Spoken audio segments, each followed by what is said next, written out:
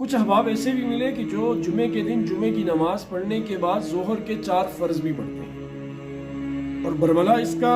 اظہار بھی کرتے ہیں اور پوچھتے بھی ہیں اور انہیں سمجھایا جاتا ہے۔ کچھ لوگوں کے ذہن میں یہ بات بھی ہے کہ جو جمعے کی نماز پڑھی جاتی ہے، پہلے 4 رکعت سنت وہ سمجھتے ہیں، پھر 2 رکعت فرض جمعے کی، اور اگلی جو 4 رکعت سنت ہیں اس کو بھی وہ سمجھتے ہیں کہ یہ 4 رکعت ظہر کے فرض ہیں۔ یہ غلط خیالی ہے ان لوگوں کی۔ یہ جمعہ مستقل عبادت ہے، یہ مستقل فرض نماز ہے، اس کے بعد دوسری فرض نماز پڑھنے کی کوئی گنجائش نہیں ہے۔ لہٰذا جو بندہ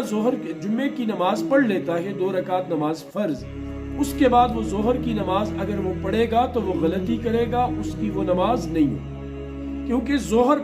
جمعہ پڑھنے کی وجہ سے ظہر کی نماز ذمے سے ساقط ہو گئی۔ اللہ تبارک و تعالیٰ نے یہ جمعہ رکھا ہی ظہر کے بدلے میں۔ ہاں، جو لوگ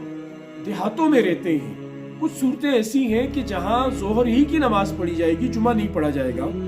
اس کی کچھ صورتیں بنتی ہیں۔ ایک صورت یہ کہ جو لوگ دیہاتوں میں رہتے ہیں وہ لوگ اپنی مسجد میں، جن پر جمعہ فرض نہیں جن دیہاتوں میں، تو وہاں وہ 4 رکعت ظہر کی نماز ہی پڑھیں۔ اسی طرح اگر کسی بندے سے جمعے کی نماز فوت ہو گئی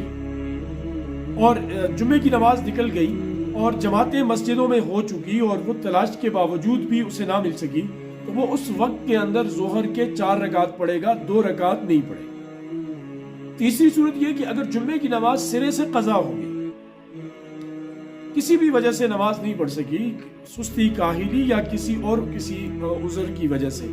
اب اگر وہ عصر کے بعد، مغرب کے بعد یا عشاء کے بعد اس کی قضا کرنا چاہتا ہے، تو وہ 2 رکعت نماز جمعے کی قضا نہیں کرے گا، وہ 4 رکعت نماز ظہر کی قضا کرے گا۔ تو اب آپ اس بات کو ذہن نشین کر لیں کہ جو جمعے کی نماز کی رکعتیں ہیں ان کو آپ اپنے ذہن میں رکھیں گے تو یہ جو کنفیوژن ہے یہ ختم ہو جائے گی ہمیشہ کے لیے، کہ پہلے جو 4 رکعت ہم پڑھتے ہیں یہ سنت مؤکدہ ہے، اس کے بعد امام کے ساتھ 2 رکعت نماز جو پڑھتے ہیں یہ نماز فرض ہے، اس کے بعد جو 4 رکعت ہم نماز پڑھتے ہیں یہ بھی سنت مؤکدہ ہے، یہ فرض نہیں ہے ظہر، اور اس کے بعد جو 2 رکعت ہم پڑھتے ہیں یہ راجح قول کے مطابق سنت ہے لیکن سنت غیر مؤکدہ ہے۔ اللہ پاک ہمیں سمجھ کی، عمل کی توفیق نصیب۔